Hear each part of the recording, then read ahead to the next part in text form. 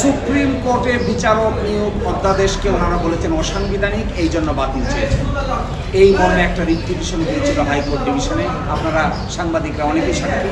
এই বিচারক নিয়োগ অধ্যাদেশ চ্যালেঞ্জ করে রিট পিটিশন নম্বর 3936/2025 আজকে যে কারণে তারা অসাংবিধানিক বলছেন, এই কারণেই একটি রিট পিটিশন হয়েছিল। অনারেবল হাইকোর্ট ডিভিশন ওই রিট পিটিশনটা সামারিলি রিজেক্ট করে দিয়েছেন উইথ অবজারভেশন।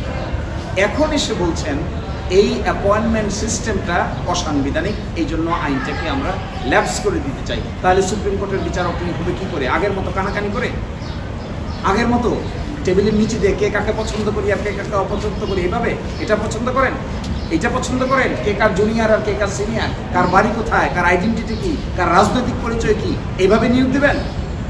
এই নিয়োগ প্রক্রিয়া থেকে সরে এসে কমিশন হলো পাঞ্জাবের জগতে একটি বিশ্বস্ত নাম, শাবাব এথনিক ওয়্যার। যাচাই বাছাই প্রক্রিয়া হলো, গণবিজ্ঞপ্তি হলো, ভাইবা হলো, প্রধান বিচারপতি সেই কমিশনের প্রধান। এখন এসে বলছেন প্রধান বিচারপতির ক্ষমতাকে খর্ব করা হচ্ছে। কেন? প্রধান বিচারপতি নিজেই তো সেই কমিশনের, এখানে আরও 7 জন সদস্য আছে, তারা যাচাই বাছাই করে এই পরামর্শ রাষ্ট্রপতির কাছে পাঠাবেন, রাষ্ট্রপতি সেখান থেকে নিয়োগ দেবেন।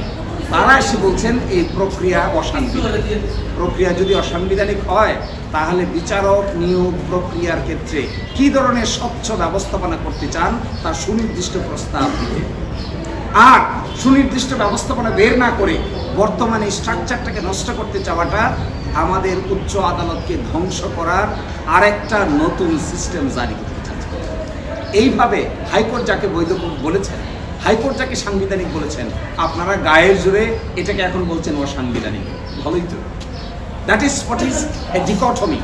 In one hand you are saying to uplift the constitution, in other way around you are destroying the constitution.